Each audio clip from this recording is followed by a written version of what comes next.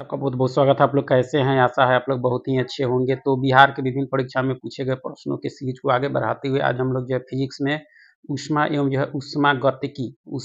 है ऊष्मागतिकी से संबंधित जो भी प्रश्न है आपको वो सारे प्रश्नों को हम लोग देखने वाले हैं। इस सीरीज में जो हम लोग घटना चक्र पूर्वावलोकन बुक से जो है बिहार के विभिन्न परीक्षाओं में जो प्रश्न पूछे गए हैं उन प्रश्नों के संग्रह को कर रहे हैं और इसमें सबसे पहले हम लोग साइंस में फिजिक्स को देख रहे हैं। फिजिक्स में पहले भी हम लोग देखे हैं, आप देख सकते हैं, उसका प्ले लिस्ट बना है। तो चलिए ऊष्मा एवं ऊष्मागतिकी से संबंधित प्रश्नों को व्याख्या के साथ देखते हैं घटनाचक्र पूर्वावलोकन बुक से। अगर आप चैनल पर नए हो तो चैनल को लाइक और सब्सक्राइब जरूर करें। चलिए शुरू करते हैं।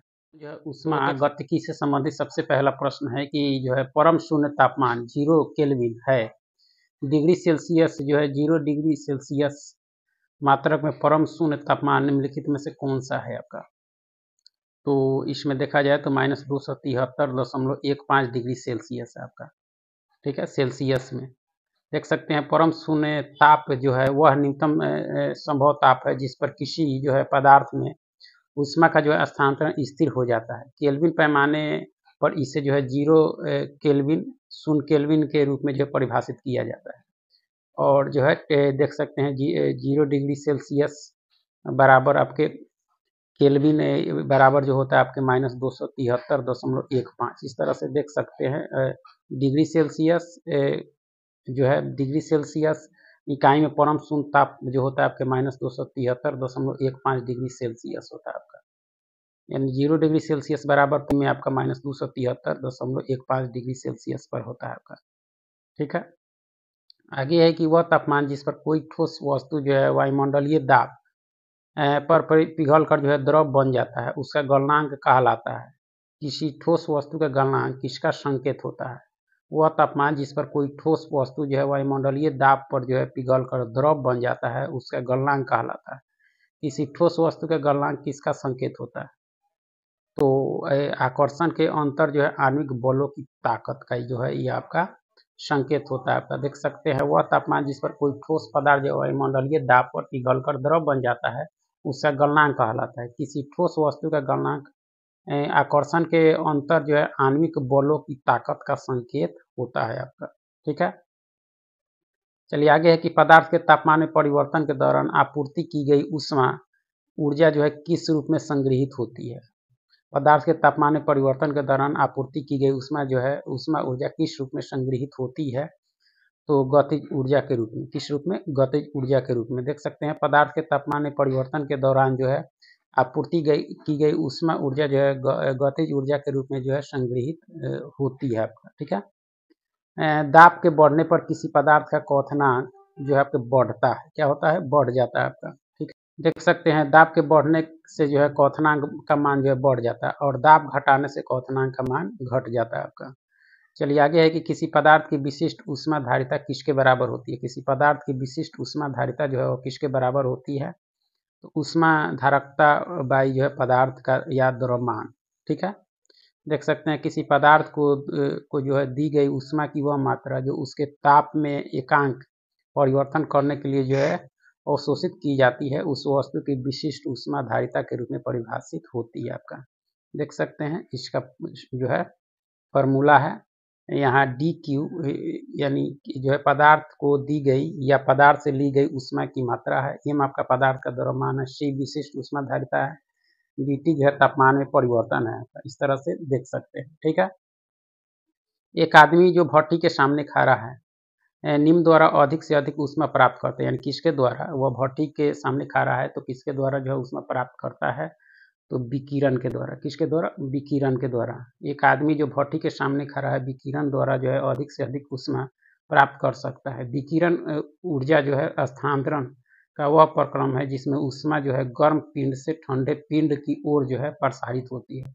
इस प्रक्रिया में दोनों पिंडों के बीच जो है माध्यम की आवश्यकता नहीं होती। यदि कोई माध्यम होता भी है तो वह जो है प्रभावित नहीं होता तथा ऊष्मा उसे गर्म नहीं करती आपका। तो ये देख सकते हैं यह इसका कारण आपके विकिरण है। जिसके जो है नीचे पदार्थ ठंडा नहीं हो सकता वह न्यूनतम संभावित तापमान है, यानी वह न्यूनतम तापमान आपका -273.15 डिग्री सेल्सियस है आपका। वह न्यूनतम संभावित तापमान जिसके नीचे कोई पदार्थ ठंडा नहीं हो सकता वह आपका है, ठीक है। परम ताप वह न्यूनतम संभावित ताप जिसके जो है नीचे कोई पदार्थ का अंदर नहीं हो सकता, क्योंकि इस तापमान यानी इतना पर जो है पदार्थ के अणुओं की गति जो है शून्य हो जाती है। इसे केल्विन में भी व्यक्त किया जाता है आपका, ठीक है। चलिए आगे है कि यदि वायुमंडलीय दाब जो है पारे के 76 सेमी से जो है कम हो तो पानी डॉट तापमान पर उबलेगा। कितना पर उबलेगा? तो 100 डिग्री सेल्सियस से कम पर उबलेगा आपका। देख सकते हैं वह ताप जिस पर जो है द्रव का वाष्प दाब बाह्य दाब के बराबर हो जाता है क्वथनांक कहलाता है। यदि वायुमंडलीय दाब पारे के समान दाब से कम हो जाता है तो पानी जो है 100 डिग्री सेल्सियस से कम तापमान पर उबलेगा आपका, ठीक है। पहाड़ियों पर पानी जो है कम तापमान में उबलता है, क्यों? क्योंकि क्योंकि पहाड़ियों पर हवा के जो है दबाव में कम होती है, यानी वायुमंडलीय दाब कम होती है आपका, इसीलिए ऐसा होता है आपका। देख सकते हैं पहाड़ियों पर पानी जो है कम तापमान में ही जो है उबलने लगता है, क्योंकि ऊंचाई अधिक होने के कारण जो है पहाड़ों पर वायुमंडलीय दबाव जो है कम होता है। पृथ्वी की सतह से जैसे जैसे हम ऊपर जाते हैं वैसे वैसे जो है वायुमंडलीय दाब घटता जाता है। वायु के घटते दबाव के साथ साथ जल के क्वथनांक का मान जो है घटता है, क्योंकि पहाड़ों पर जल कम तापमान पर उबलता है, इसलिए जो है आपके पहाड़ों पर जो है जल कम तापमान पर उबलता है आपका। पानी की सतह जो हवा के संपर्क में हो वहाँ जो है वाष्पीकरण इनमें से किस पर निर्भर नहीं है? तो किस पर निर्भर नहीं है? हवा के वेग पर है, तापमान पर है, आर्द्रता है, पानी की गहराई पर आपका नहीं है आपका। देख सकते हैं वह प्रक्रिया जिसमें जो है कोई तत्व या यौगिक गैस अवस्था में परिवर्तन हो जाता है वाष्पीकरण कहलाता है। अर्थात किसी तत्व या यौगिक का द्रव अवस्था से जो है गैस अवस्था में परिवर्तन की प्रक्रिया वाष्पीकरण कहलाती है। यह जल की उपलब्धता, वायु की नमी, बादलों के आवरण, तापमान आदि पर निर्भर करती है।